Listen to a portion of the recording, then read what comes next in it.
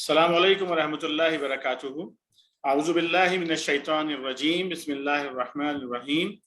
ہمارے قرآن study circle کے حوالے سے ہم نے پچھلی مرتبہ سورہ دہر کا مطالعہ شروع کر دیا تھا، اور ہم نے اس کا موضوع مضمون کا مطالعہ کر لیا تھا ابتدائیے کا، اور ابتدائی 5 حاشیے الحمدللہ ہم نے پچھلی مرتبہ مطالعہ کیے تھے، اور اس میں ہم نے درخواست بھی کی تھی اپنے حفیظ الرحمان بھائی سے کہ جو حاشیہ نمبر 5 تھا اس کی اگر کوئی تلخیص بھی اگر پیش کریں تو بہت اچھا ہوگا۔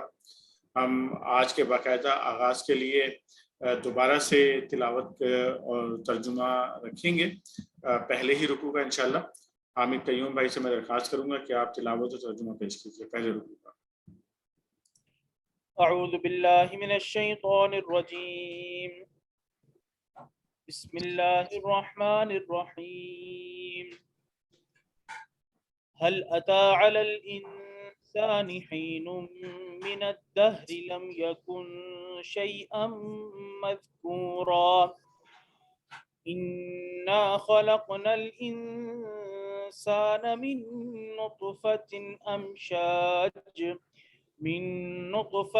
أمشاج نبتليه فجعلناه سميعا بصيرا إنا هديناه السبيل إما شاكرا وإما كفورا إنا أعتدنا للكافرين سلاسل وأغلالا وسعيرا إن الأبرار يشربون من كأس كان مزاجها كافورا عينا يشرب بها عباد الله يفجرونها تفجيرا يوفون بالنذر ويخافون يوما كان شره مستطيرا ويطعمون الطعام على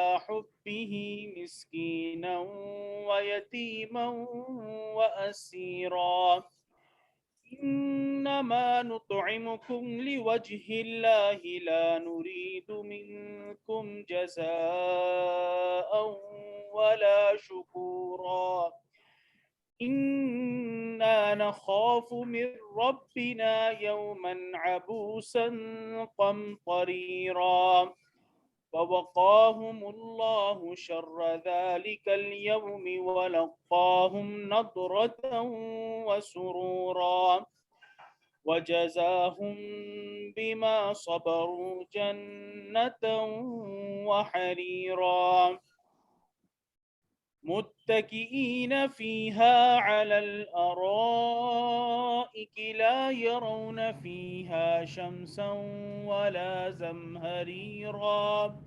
ودانية عليهم ظلالها وذللت قطوفها تذليلا ويطاف عليهم بآنية من فضة وأكواب كانت قوارير من فضة قدروها تقديرا ويسقون فيها كأسا كان مزاجها زنجبيلا عينا فيها تسمى سلسبيلا ويطوف عليهم ولدان مخلدون إذا رأيتهم حسبتهم لؤلؤا منثورا وإذا رأيت ثم رأيت نعيما وملكا كبيرا عاليهم ثياب سندس خضر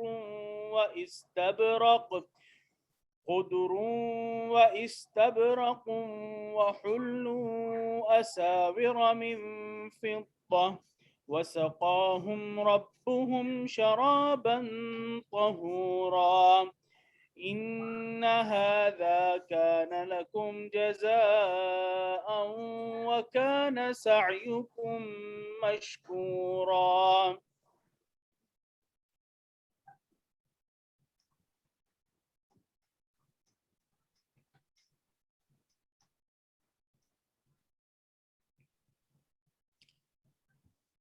اللہ کے نام سے جو بے انتہا مہربان اور رحم فرمانے والا ہے۔ کیا انسان پر لامتناہی زمانے کا ایک وقت ایسا بھی گزرا ہے جب وہ کوئی قابل قدر چیز نہ تھا، جب وہ کوئی قابل ذکر چیز نہ تھا؟ ہم نے انسان کو ایک مخلوط نطفے سے پیدا کیا تاکہ اس کا امتحان لیں، اور اس غرض کے لیے ہم نے اسے سننے اور دیکھنے والا بنایا۔ ہم نے اسے راستہ دکھا دیا، خواہ شکر کرنے والا بنے یا کفر کرنے والا۔ کفر کرنے والوں کے لیے ہم نے زنجیریں اور طوق اور بھڑکتی ہوئی آگ مہیا کر رکھی ہے۔ نیک لوگ جنت میں شراب کے ایسے ساغر پیئیں گے جن میں آب کافور کی آمیزش ہوگی۔ یہ ایک بہتا چشمہ ہوگا جس کے پانی کے ساتھ اللہ کے بندے شراب پیئیں گے اور جہاں چاہیں گے بسہولت اس کی شاخیں نکال لیں گے۔ یہ وہ لوگ ہوں گے جو دنیا میں نذر پوری کرتے ہیں اور اس دن سے ڈرتے ہیں جس کی آفت ہر طرف پھیلی ہوئی ہوگی، اور اللہ کی محبت میں مسکین اور یتیم اور قیدی کو کھانا کھلاتے ہیں، اور ان سے کہتے ہیں کہ ہم تمہیں صرف اللہ کی خاطر کھلا رہے ہیں، ہم تم سے نہ کوئی بدلہ چاہتے ہیں نہ شکریہ۔ ہمیں تو اپنے رب سے اس دن کے عذاب کا خوف لاحق ہے جو سخت مصیبت کا انتہائی طویل دن ہوگا۔ بس اللہ تعالیٰ انہیں اس دن کے شر سے بچا لے گا اور انہیں تازگی اور سرور بخشے گا، اور ان کے صبر کے بدلے میں انہیں جنت اور ریشمی لباس عطا کرے گا۔ وہاں وہ اونچی مسندوں پہ تکیے لگائے بیٹھے ہوں گے، نہ انہیں دھوپ کی گرمی ستائے گی نہ جاڑے کی ٹھر۔ جنت کی چھاؤں ان پر جھکی ہوئی سایہ کر رہی ہوگی، اور اس کے پھل ہر وقت ان کے بس میں ہوں گے کہ جس طرح چاہے انہیں توڑ لیں۔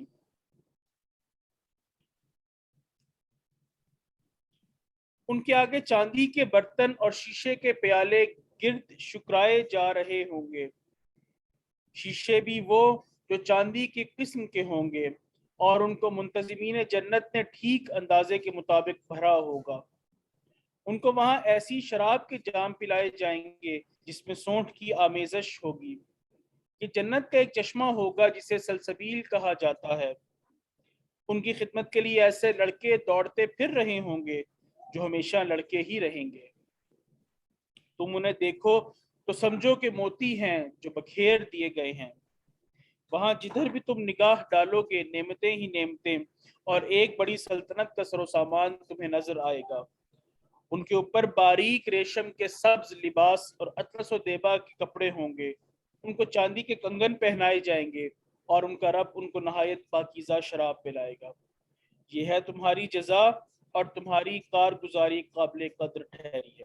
صدق اللہ۔ جزاک اللہ خیر حمدی، جزاک اللہ خیر۔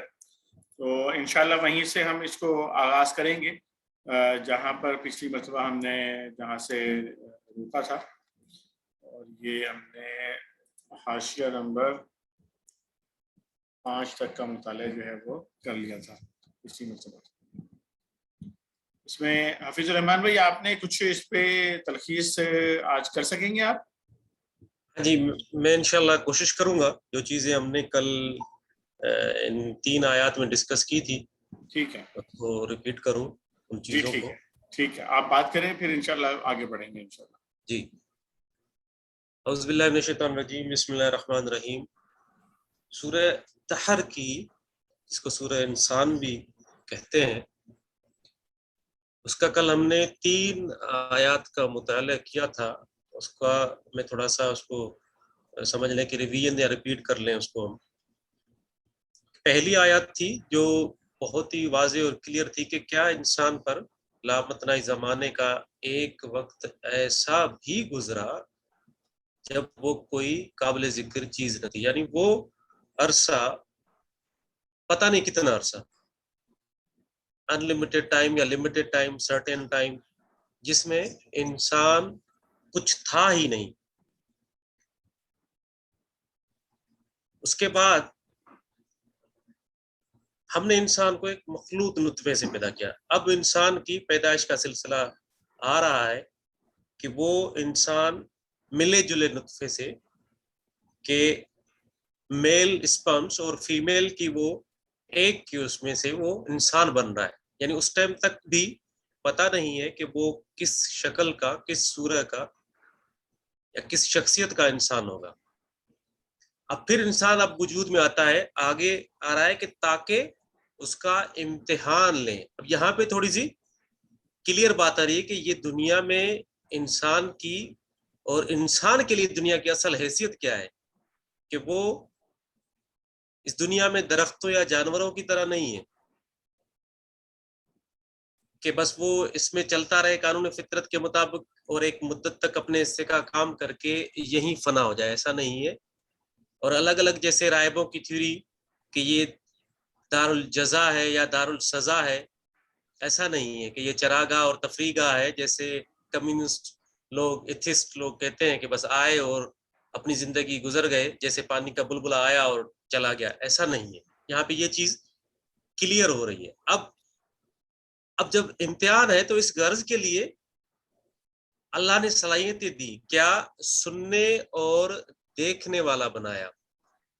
اصل میں یہ جو سمیع اور بصیر ہے، یہ ایسا نہیں ہے کہ جیسے دوسری مخلوقات یعنی چرند پرند جانور وغیرہ دیکھتے اور سنتے ہیں، لیکن انسان کے لیے تھوڑا سا ہوش گوش عقل سمجھ رکھنے والا، کہ وہ صرف سنتا دیکھتا نہیں بلکہ دیکھتے سنتے ہوئے سمجھتا ہے.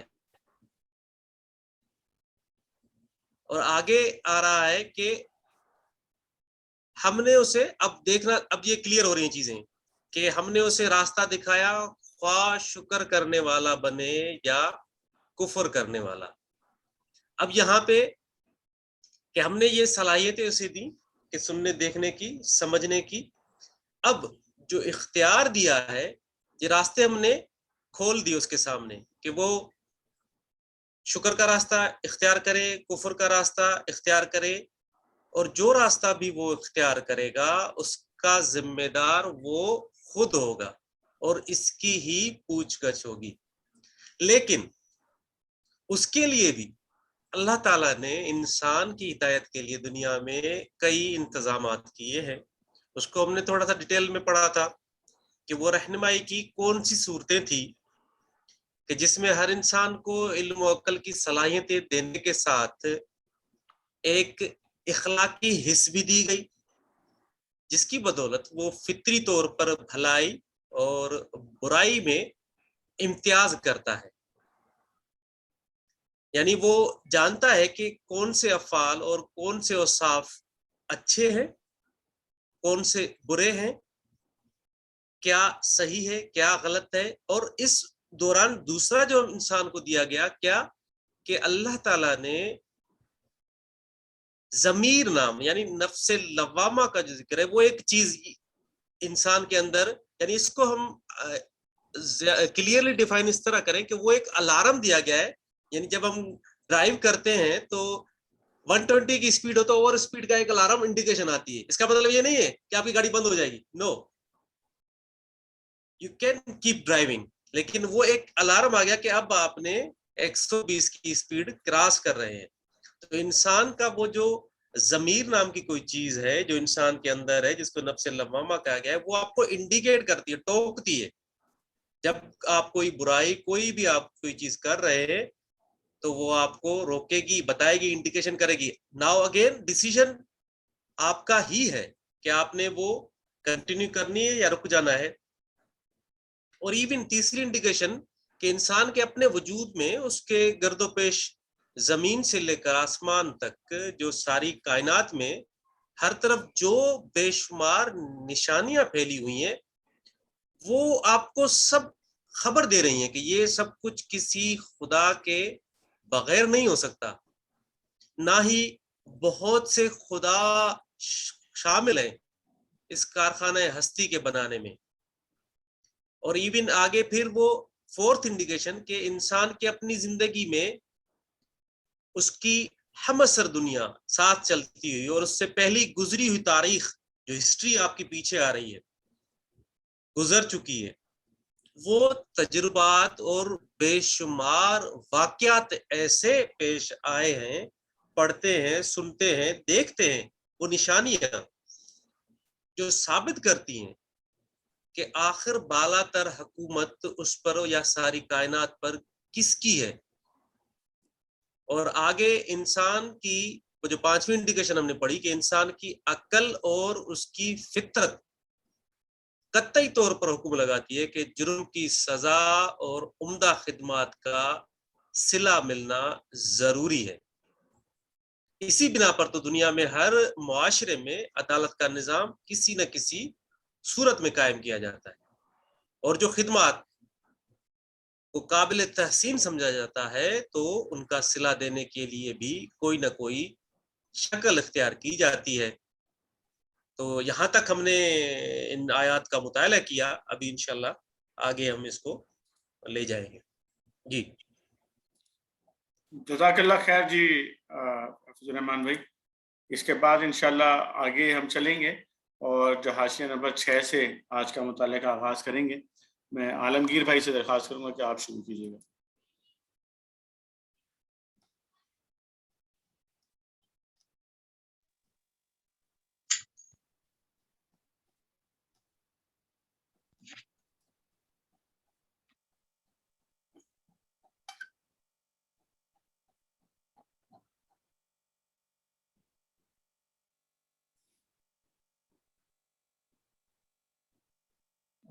اعوذ باللہ من الشیطان الرجیم، بسم اللہ الرحمن الرحیم۔ کفر کرنے والوں کے لیے ہم نے زنجیریں اور توق اور بھڑکتی ہوئی آگ مہیا کر رکھی ہے۔ نیک لوگ جنت میں شراب کے ایسے ساگر پئیں گے جن میں آب کافور کی آمیزش ہوگی، یہ ایک بہتا چشمہ ہوگا۔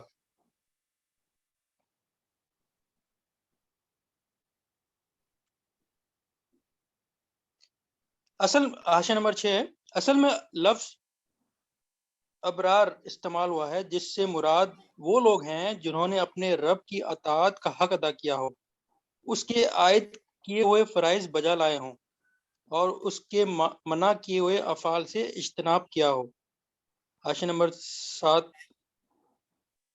یعنی وہ کافور ملا ہوا پانی نہ ہوگا بلکہ ایسا قدرتی چشمہ ہوگا جس کے پانی کی صفائی اور ٹھنڈک اور خوشبو کا کافور سے ملتی جلتی ہوگی۔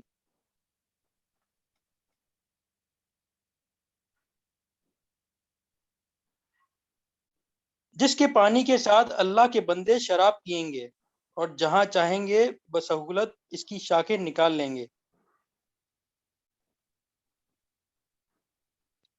حاشیہ نمبر 8 ہے۔ عباد اللہ، اللہ کے بندے، یہ عباد الرحمن، رحمان کے بندے کے الفاظ اگرچہ لغوی طور پر تمام انسانوں کے لیے استعمال ہو سکتے ہیں کیونکہ سبھی خدا کے بندے ہیں، لیکن قرآن میں جہاں بھی یہ الفاظ آئے ہیں ان سے نیک بندے ہی مراد ہیں۔ گویا کہ یہ بد لوگ جنہوں نے اپنے آپ کو بندگی سے خارج کر رکھا ہو، اس قابل نہیں ہے کہ ان کو اللہ تعالیٰ اپنے اسم گرامی کی طرف منسوب کرتے ہوئے عباد اللہ یا عباد الرحمن کے معزز خطاب سے نوازے۔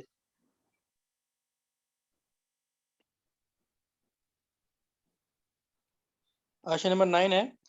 یہ مطلب نہیں ہے کہ وہاں وہ کدال پھاوڑے لے کر نالیاں کھودیں گے اور اس طرح اس چشمے کا پانی جہاں لے جانا چاہیں گے لے جائیں گے، بلکہ ان کا ایک حکم اور اشارہ اس کے لیے کافی ہوگا کہ جنت میں وہ جہاں وہ چاہیں اسی جگہ وہ چشمہ پھوٹ بہے۔ بسہولت نکال لینے کے الفاظ اسی مفہوم کی طرف اشارہ کرتے ہیں۔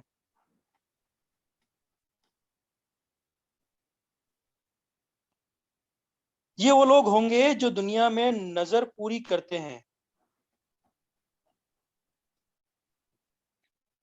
حاشیہ نمبر 10 ہے۔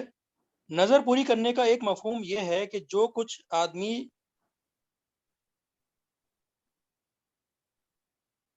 آدمی پر واجب کیا گیا ہو وہ اسے پورا کرے۔ دوسرا مفہوم یہ ہے کہ جو کچھ آدمی نے خود اپنے اوپر واجب کر لیا ہو یا بالالفاظ سے دیگر جس کام کا کرنے کا اس نے عہد کیا ہو اسے وہ پورا کرے۔ تیسرا مفہوم یہ ہے کہ جو کچھ آدمی پر واجب ہو، خواہ وہ اس پر واجب کیا گیا ہو یا اس نے خود اپنے اوپر واجب کر لیا ہو، اسے وہ پورا کرے۔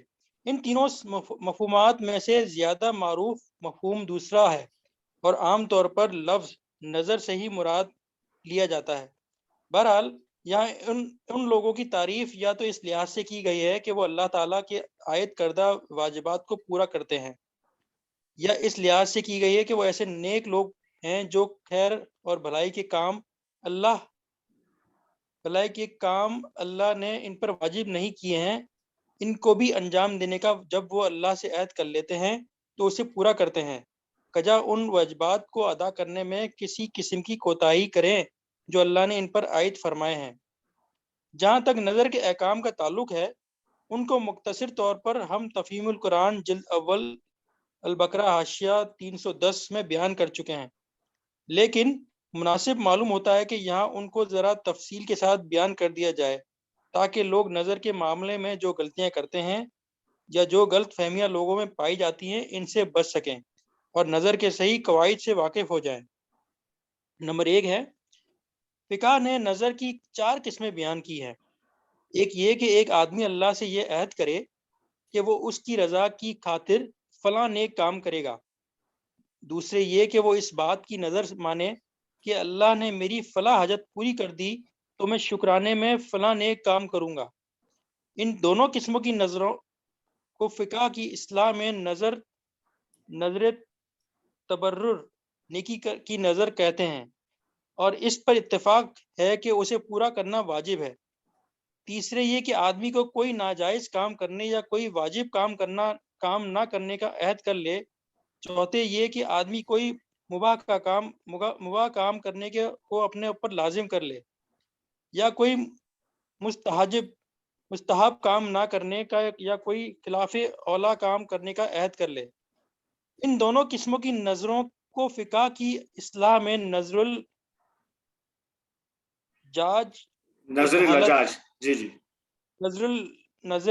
لجاج جہالت اور جھگڑالو پن اور ضد کی نظر کہتے ہیں۔ ان میں سے تیسری قسم کی نظر کے متعلق اتفاق ہے کہ وہ منعقد ہی نہیں ہوتی، اور چوتھی قسم کے متعلق فقہ میں اختلاف ہے۔ بعض فقہ کہتے ہیں کہ اسے پورا کرنا چاہیے، بعض کہتے ہیں کہ قسم توڑنے کا کفارہ ادا کر دینا چاہیے، اور بعض کہتے ہیں کہ آدمی کو اختیار ہے خواہ نظر پوری کر دے یا کفارہ ادا کرے۔ شافیوں اور مالکیوں کے نزدیک یہ نظر بھی سرے سے منعقد ہی نہیں ہوتی، اور حنفیوں کے نزدیک دونوں قسموں کی نظروں پر کفارہ لازم آتا ہے۔ عمدۃ القاری۔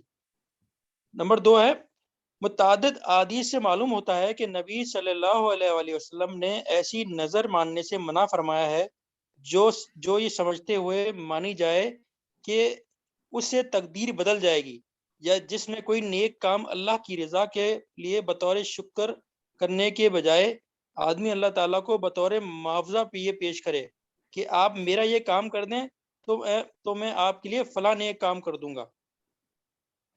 حدیث میں حضرت عبداللہ بن عمر کی روایت ہے کہ اخذ رسول اللہ صلی اللہ علیہ وسلم ینہا عن النظر ویقول انہ لا یرد شیء وانما یستجر من النخیل۔ رسول اللہ صلی اللہ علیہ وسلم نے ایک مرتبہ نظر ماننے سے منع کرنے لگے اور فرمانے لگے کہ وہ کسی ہونے والی چیز کو پھیر نہیں سکتی، البتہ اس کے ذریعے کچھ مال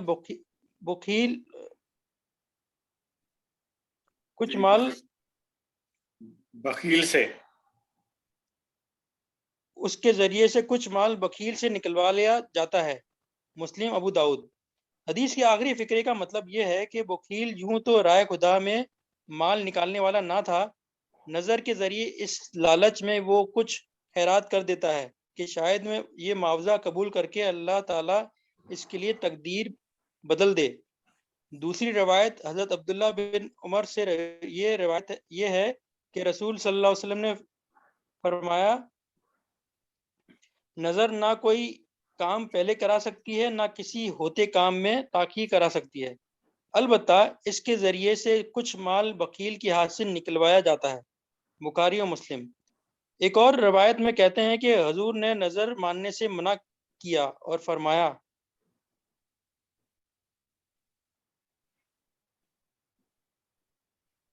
اس سے کوئی کام بنتا نہیں ہے، البتہ اس کے ذریعے سے کچھ مال وکیل سے نکلوایا جاتا ہے، بخاری و مسلم۔ تقریباً اسی مضمون کی متعدد روایت مسلم نے حضرت ابو ہریرہ سے نقل کی ہیں، اور ایک روایت بخاری و مسلم دونوں نے نقل کی ہے، جس میں وہ بیان کرتے ہیں کہ حضور نے فرمایا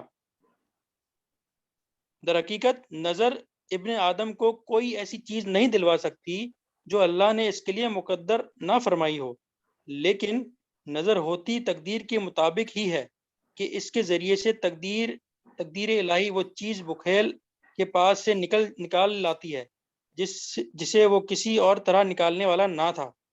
اسی مضمون پر مزید روشنی حضرت عبداللہ بن عمر بن عاص کی اس روایت سے پڑتی ہے کہ حضور صلی اللہ علیہ وسلم نے فرمایا اصل نظر تو وہ ہے جس سے اللہ کی خوشنودی مقصود ہو۔ جی یہ جو ہے نا یہ امر پڑھا جاتا ہے، اس کو یہ جو عین کے اوپر زبر ہوتا ہے یہ عام طور پہ امر بن العاص۔ ہاں اوکے جی ٹھیک ہے، آگے چلیں۔ نمبر 3 ہے نظر کے معاملے میں ایک اور قاعدہ رسول صلی اللہ علیہ وسلم نے بیان فرمایا ہے کہ حضرت کہ صرف وہ نظر پوری کرنی چاہیے جو اللہ کی اطاعت میں ہو، اللہ کی نافرمانی کرنے کی نظر ہرگز پوری نہیں کرنی چاہیے۔ اسی طرح ایسی چیز میں کوئی نظر نہیں ہے جس کا آدمی مالک نہ ہو، یا ایسے کام میں کوئی نظر نہیں ہے جو انسان کے بس میں نہ ہو۔ حضرت عائشہ رضی اللہ تعالیٰ عنہ کی روایت ہے کہ حضور نے فرمایا جس نے یہ نظر مانی ہو کہ اللہ کی اطاعت کرے گا تو اسے اس کی اطاعت کرنی چاہیے، اور جس نے یہ نظر مانی ہو کہ اللہ کی نافرمانی کرے گا تو اسے نافرمانی نہیں کرنی چاہیے، بخاری ابو داؤد۔ ثابت بن سحاق کہتے ہیں کہ نبی صلی اللہ علیہ وسلم نے فرمایا اللہ کی نافرمانی میں کسی نظر کے پورا کرنے کا کوئی سوال پیدا نہیں ہوتا، نہ کسی ایسی چیز میں جو آدمی کی ملکیت میں نہ ہو، ابو داؤد۔ مسلم نے اسی مضمون کی روایت حضرت عمران بن حسین سے نقل کی ہے، اور ابو داؤد میں حضرت عبداللہ بن عمرو بن حاس کی روایت سے یہ زیادہ مفصل ہے، جس میں حضور کا یہ ارشاد نقل کرتے ہیں کوئی نظر اور کوئی قسم کسی ایسے کام میں نہیں ہے جو آدمی کے بس میں نہ ہو، یا اللہ کی نافرمانی میں ہو، یا قطع رحمی کے لیے ہو۔ نمبر 4 ہے جس کام میں بجائے خود کوئی نیکی نہیں ہے اور آدمی نے خواہ مخواہ کسی فضول کام یا ناقابل برداشت مشقت یا محض تعذیب نفس کی کو نیکی سمجھ کر اپنے اوپر لازم کر لیا ہو، اس کی نظر پوری نہیں کرنی چاہیے۔ اس معاملے میں نبی صلی اللہ علیہ وسلم کے ارشادات بالکل واضح ہیں۔ حضرت عبداللہ بن عباس فرماتے ہیں کہ ایک مرتبہ حضور خطبہ ارشاد فرما رہے تھے کہ آپ نے دیکھا ایک صاحب دھوپ میں کھڑے ہیں، آپ نے پوچھا یہ کون ہیں اور کیسے کھڑے ہیں؟ عرض کیا گیا یہ ابو اسرائیل ہیں، انہوں نے نظر مانی ہے کہ کھڑے رہیں گے، بیٹھیں گے نہیں، نہ سایہ کریں گے، نہ کسی سے بات کریں گے، اور روزہ رکھیں گے۔ اس پر آپ نے فرمایا ان سے کہو بات کریں، سائے میں آئیں، بیٹھیں، البتہ روزہ پورا کریں، بخاری ابو داؤد ابن ماجہ۔ حضرت عقبہ بن عامر جوہنی کہتے ہیں کہ میری بہن نے ننگے پاؤں پیدل حج کرنے کی نظر مانی، اور یہ نظر بھی مانی کہ اس سفر میں سر پر کپڑا بھی نہ ڈالیں گی۔ حضور صلی اللہ علیہ وسلم نے فرمایا اس سے کہو کہ سواری پر جائے اور سر ڈھانکے، ابو داؤد مسلم نے اس مضمون کو متعدد روایت نقل کی ہیں جن میں کچھ لفظی اختلاف ہیں۔ حضرت عبداللہ بن عباس، عقبہ بن عامر کی بہن کا یہ واقعہ بیان کرتے ہوئے حضور صلی اللہ علیہ وسلم کے جو الفاظ نقل کیے ہیں وہ یہ ہیں: اللہ کو اس کی نظر کی کوئی ضرورت نہیں ہے، اس سے کہو کہ سواری پر جائے۔ ابو داؤد۔ ایک اور روایت میں حضرت ابن عباس کہتے ہیں کہ ایک شخص نے عرض کیا، میری بہن نے پیدل حج کرنے کی نظر مانی ہے۔ حضور صلی اللہ علیہ وسلم نے فرمایا، تیری بہن کے مشقت میں پڑنے کی اللہ کو کوئی ضرورت نہیں پڑی، اسے سواری پر حج کرنا چاہیے۔ ابو داؤد۔ حضرت انس بن مالک کی روایت سے ہے کہ حضور نے غالباً سفر حج میں دیکھا کہ ایک بڑے میاں کو ان کے 2 بیٹے سنبھالے لیے چلے جا رہے ہیں۔ آپ نے پوچھا، یہ کیا معاملہ ہے؟ عرض کیا گیا کہ انہوں نے پیدل چلنے کی نظر مانی ہے۔ اس پر آپ نے فرمایا، ان اللہ لا غنی ان تعذیب ھذا نفسہ امرہ ان یرکبا، اللہ تعالیٰ اس سے بے نیاز ہے کہ یہ شخص اپنے نفس کو عذاب میں ڈالے، پھر آپ نے اسے حکم دیا کہ سوار ہو۔ بخاری مسلم۔ ابو داؤد۔ مسلم میں اسی مضمون کی حدیث حضرت ابو ہریرہ سے بھی مروی ہے۔ نمبر 5 ہے، اگر کسی نظر کو پورا کرنا عملاً ممکن نہ ہو تو کسی دوسری صورت میں پورا کیا جا سکتا ہے۔ حضرت جابر بن عبداللہ کہتے ہیں کہ فتح مکہ کے روز ایک شخص نے اٹھ کر عرض کیا، یا رسول اللہ، میں نے نظر مانی تھی کہ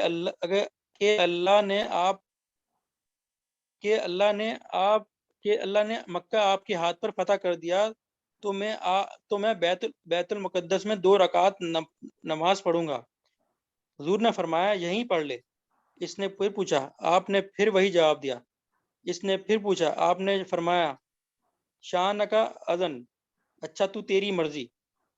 دوسری ایک اور روایت ہے کہ حضور نے فرمایا، قسم ہے اس ذات کی جس نے محمد صلی اللہ علیہ وسلم کو حق کے ساتھ بھیجا ہے، اگر تو یہیں نماز پڑھے تو بیت المقدس میں نماز پڑھنے کے بدلے یہ تیرے لیے کافی ہوگی۔ ابو داؤد۔ نمبر 6 ہے، اگر کسی نے اپنا سارا مال اللہ کی راہ میں دے دینے کی نظر مان لی ہو تو اس کے بارے میں فقہ کے درمیان اختلاف ہے۔ امام مالک کہتے ہیں کہ اسے 1/3 مال دے دینا چاہیے، اور مالکیہ میں سے سہنون کا قول ہے کہ اسے اتنا مال دے دینا چاہیے جسے دینے کے بعد وہ تکلیف میں نہ پڑ جائے۔ امام شافعی کہتے ہیں کہ اگر یہ نظر تبرر کی نوعیت کی ہو تو اسے سارا مال دے دینا چاہیے، اور اگر یہ نظر لجاج ہو تو اسے اختیار ہے کہ نظر پوری کرے یا قسم کا کفارہ ادا کر دے۔ امام ابو حنیفہ کہتے ہیں کہ اسے اپنا وہ سب مال دے دینا چاہیے جس میں زکوٰۃ عائد ہوتی ہے، لیکن جس مال میں زکوٰۃ نہیں ہے، مثلاً مکان یا ایسی ہی دوسری املاک، اس پر اس نظر کا اطلاق نہ ہوگا۔ حنفیہ میں اسے امام ظفر کا قول ہے کہ اپنے اہل و عیال کے لیے 2 مہینے کا نفقہ رکھ کر باقی سب کو صدقہ کر دے۔ عمدۃ القاری شرح موطا از شاہ ولی اللہ صاحب۔ حدیث میں اس مسئلے کے متعلق جو روایت آئی ہیں وہ یہ ہے کہ حضرت کعب بن مالک کہتے ہیں کہ غزوہ تبوک کے موقع پر پیچھے رہ جانے کی وجہ سے جو عطاب مجھ پر ہوا تھا، اس کی حسب معافی مل گئی، تو میں نے رسول صلی اللہ علیہ وسلم کی خدمت میں عرض کیا کہ میری توبہ میں یہ بات بھی شامل تھی کہ میں اپنے سارے مال سے دستبردار ہو کر اللہ اور رسول کی راہ میں صدقہ کر دوں گا۔ حضور نے فرمایا، نہیں، ایسا نہ کرو۔ میں نے عرض کیا، پھر آدھا مال؟ فرمایا، نہیں۔ میں نے عرض کیا، پھر 1/3؟ فرمایا، ہاں۔ ابو داؤد۔ دوسری روایت میں ہے کہ حضور صلی اللہ علیہ وسلم نے فرمایا، تم اپنا کچھ مال اپنے لیے روک رکھو تو یہ تمہارے لیے زیادہ بہتر ہے۔ بخاری۔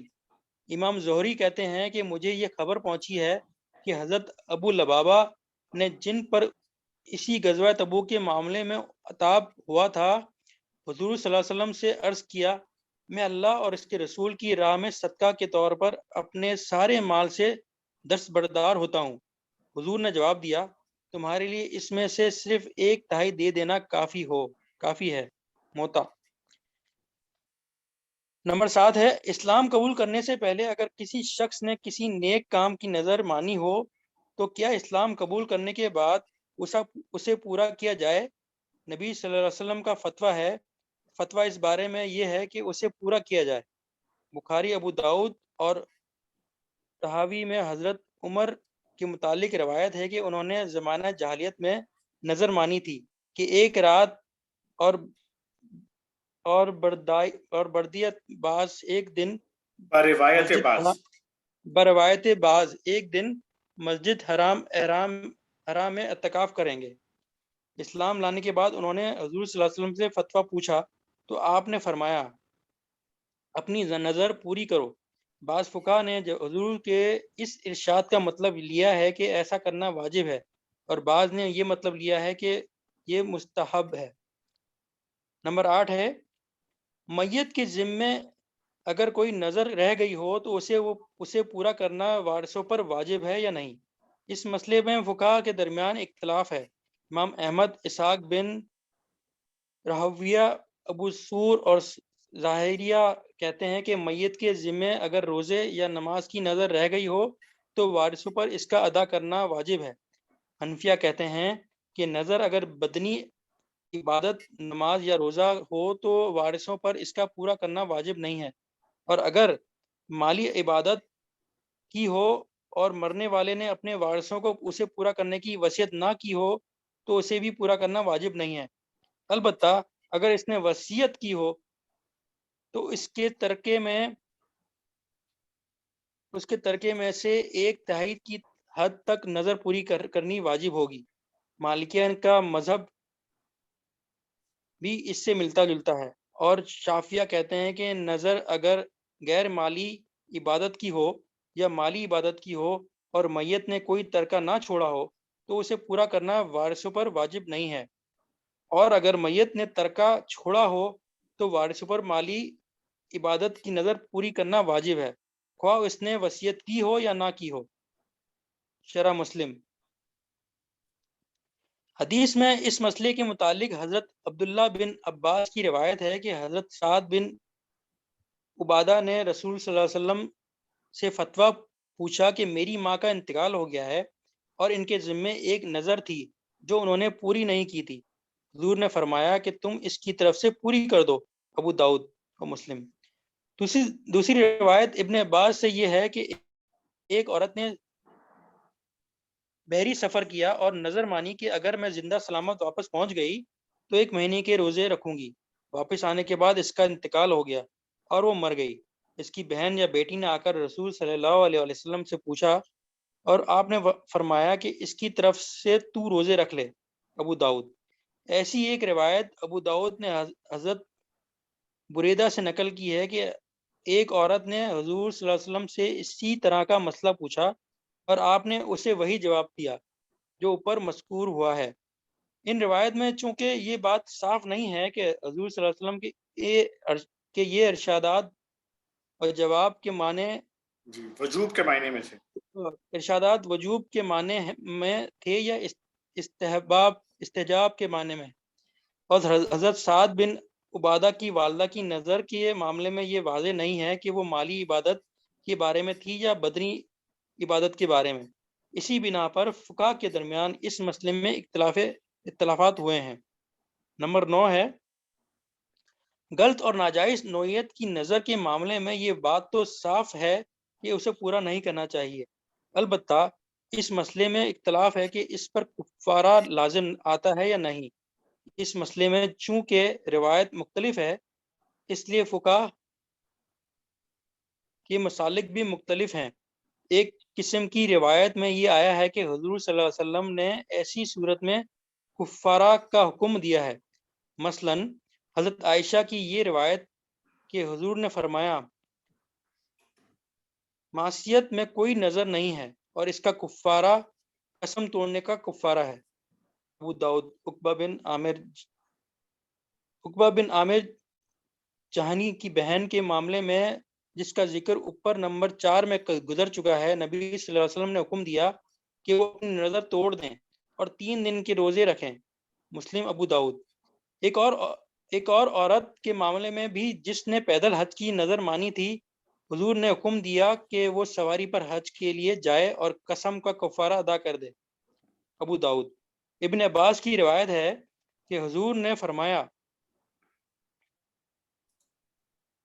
جس نے ایک نظر مان لی اور اس بات کا تعین نہ کیا کہ کس بات کی نظر مانی ہے، وہ قسم کا کفارہ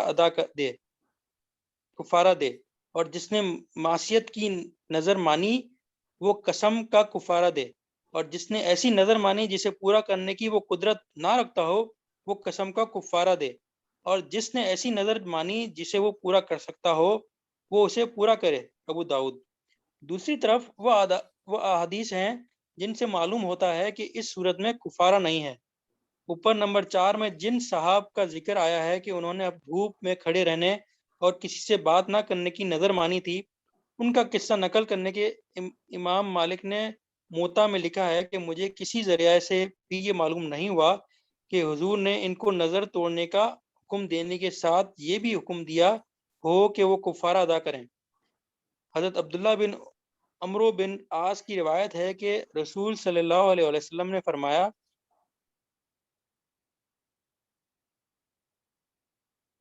جس نے کسی بات کی قسم کھائی ہو اور بعد میں یہ دیکھے کہ اس سے بہتر بات دوسری ہے تو وہ اسے چھوڑ دے اور وہ کام کرے جو بہتر ہو، اور اسے چھوڑ دینا ہی اس کا کفارہ ہے۔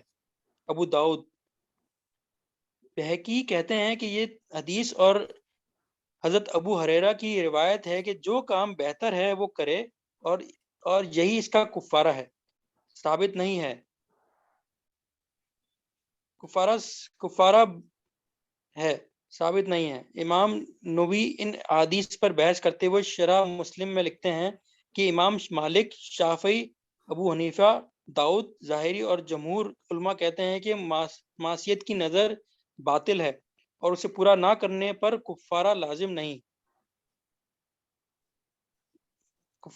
نہیں آتا، اور امام احمد کہتے ہیں کہ کفارہ لازم آتا ہے۔ جی جزاک اللہ خیر عالمگیر بھائی۔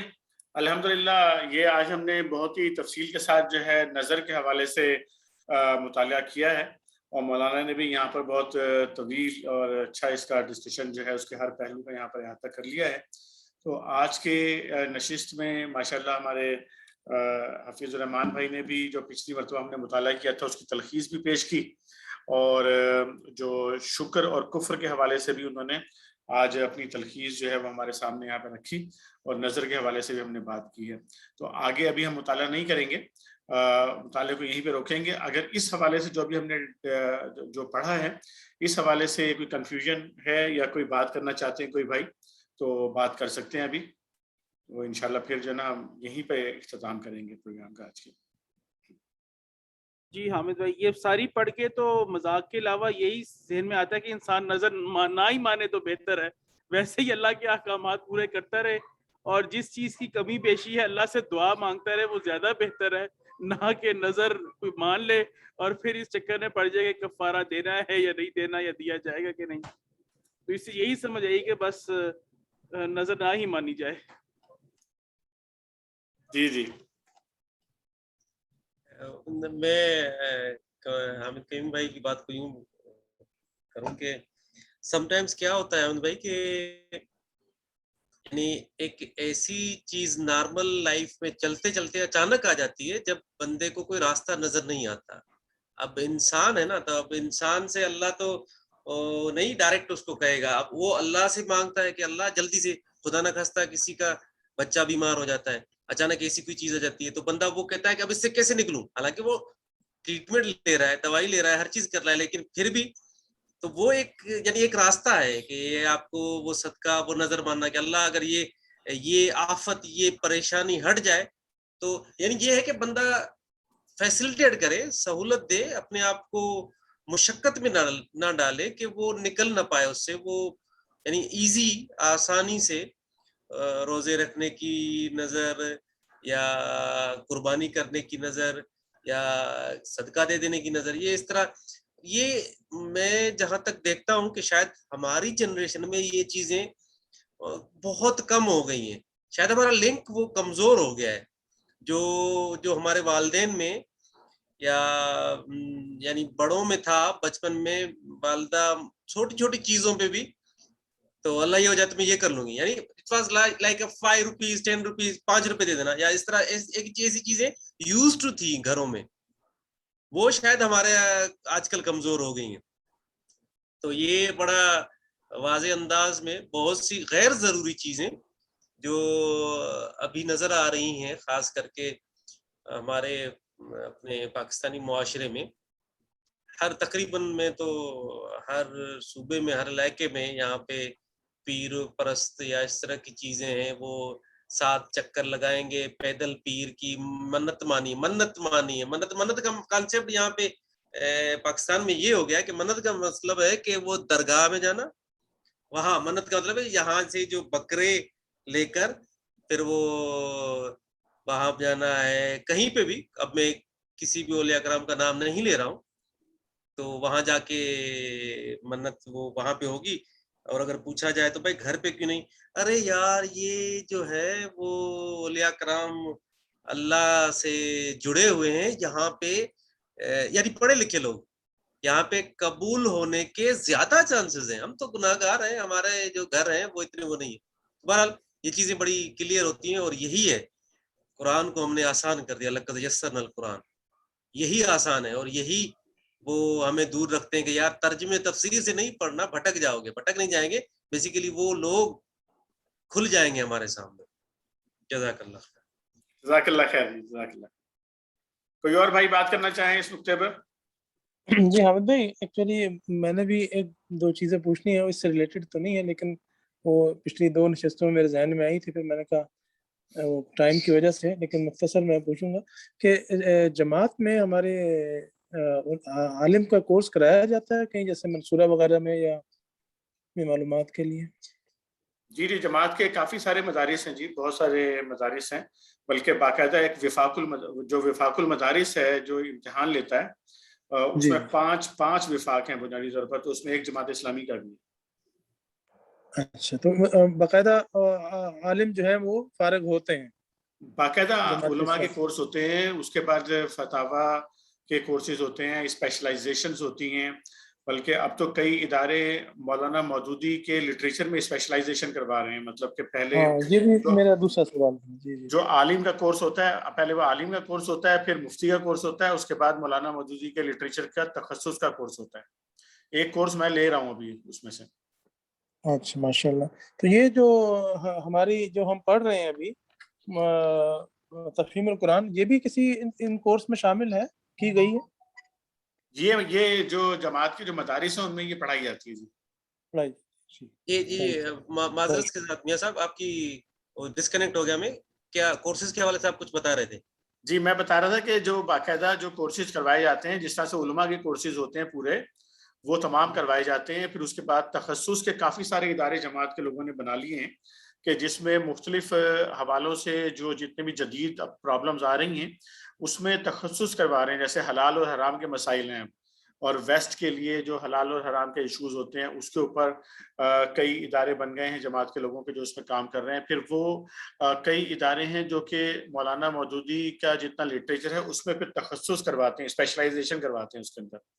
یعنی پہلے وہ اپنا پورا علماء کا کورس کروانے کے بعد مفتیان کے لیے الگ کورسز بنے ہوئے ہیں مولانا مودودی کے لٹریچر کی اسپیشلائزیشن کے، تو پھر وہ بھی ان کو کروائے جاتے ہیں.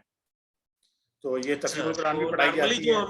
ہم دوست جو یعنی ڈاکٹرز انجینئرز وغیرہ جو اپنے پروفیشنل لائف میں چل رہے ہیں، ان کے لیے کیا ہے اویلیبلٹی؟ یعنی اب ہم اتنا ٹائم واقعی نہیں دے سکتے اپنی، حالانکہ دینا تو چاہیے، لیکن یہ بھی سمجھ لیں کہ ایک وہ جسٹیفیکیشن ہے، لیکن پھر بھی بڑا مشکل ہوتا ہے کہ اس ٹائم عالم کا کورس کرنا یا وہ چیز. تو وہ شارٹ کورسز یا شارٹ انفارمیشن یا اس طرح کی چیزیں ہیں.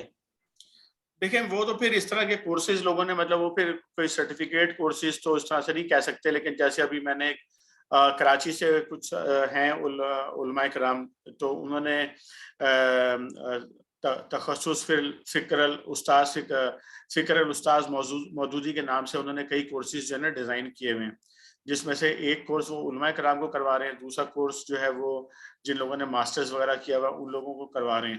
تو وہ 1-1 سال کے کورسز ہیں, لیکن ظاہر ہے وہ شارٹ کورسز, پھر وہ ہفتے میں اگر ایک کلاس ہوگی 1 گھنٹے کی, تو وہ تو پھر لٹریچر کا آپ سمجھ لیں ایک لیکچر کی طرح کی ہی چیز ہوتی ہے وہ نا.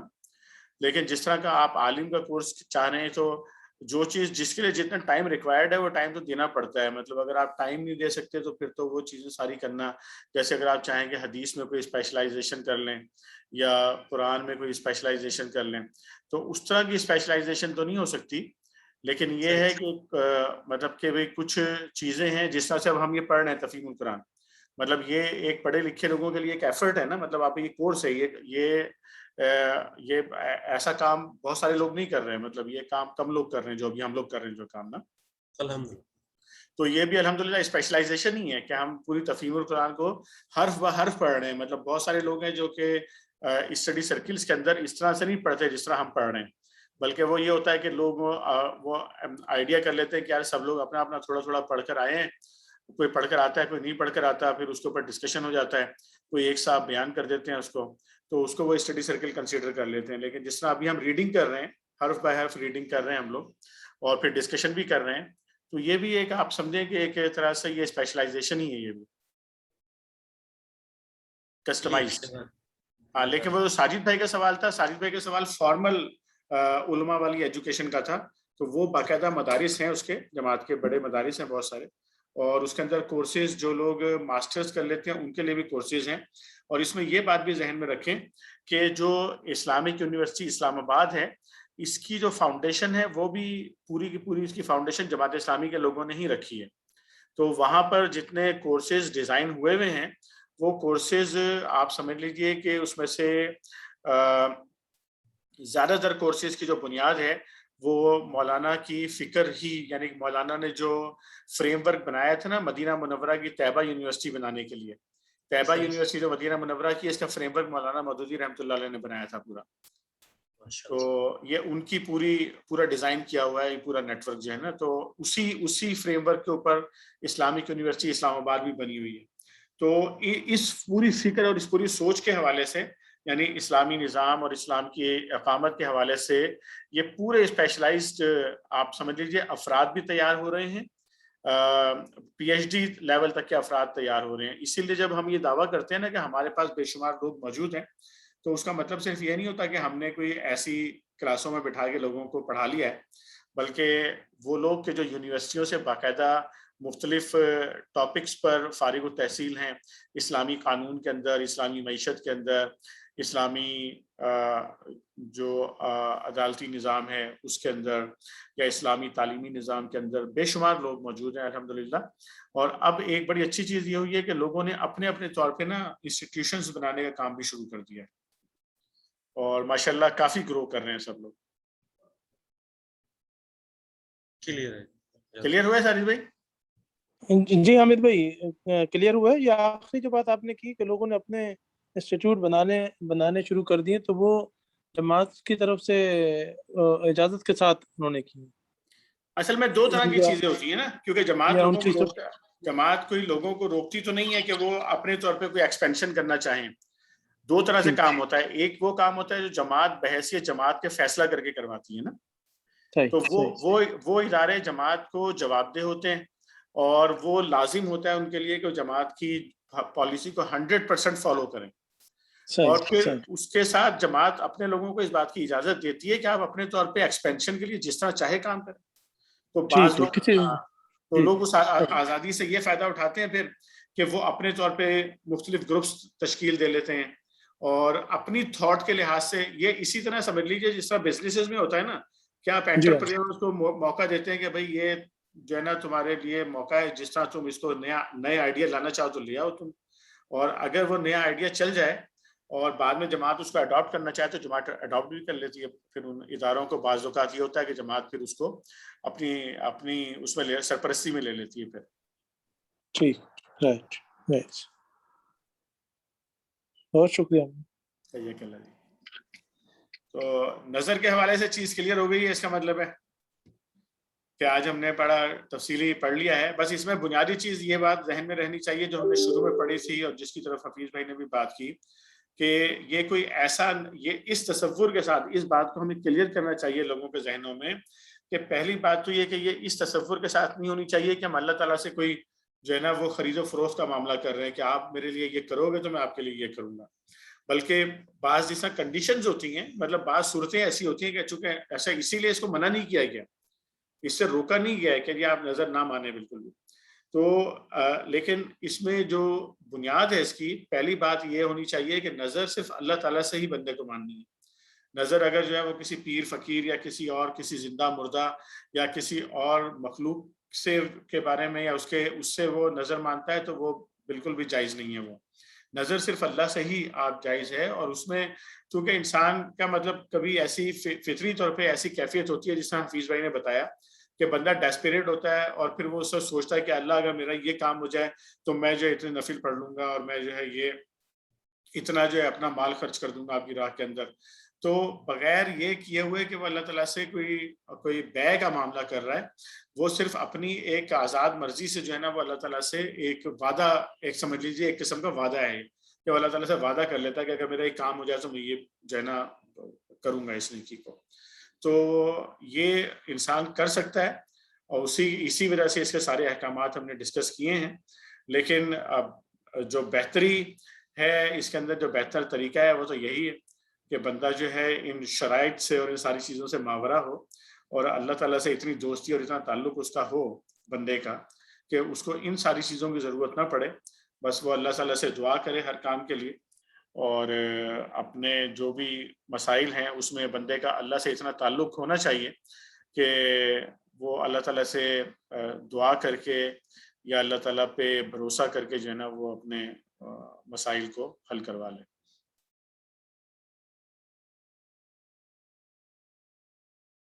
کوئی اور بات نہیں ہے تو ہم ڈسکشن کو یہیں پہ روکیں گے انشاءاللہ. اور پھر بس ایک بات آپ کی بات کو بڑھاتے ہوئے کہ اللہ سے ہمیں باتیں کرنا سیکھنا چاہیے، آنی چاہیے، بس کہ اللہ سے ہم بات کریں. یعنی جسٹ لائک ناٹ کہ دعا، ٹھیک دعا بہت اچھی چیز ہوتی ہے لیکن بات کرنا سم تھنگ ایلس. جیسے ہم بات کر رہے ہیں، دوستوں سے بات کی جاتی ہے، جیسے ہم پریشانیاں، یہ نظر اسی طرح ہے اللہ یہ کام کر لے، یعنی یہ وہ لنک ہے، وہ باتیں ہیں، اللہ سے جڑ جاؤ. یہ ہے بالکل. جزاک اللہ خیر.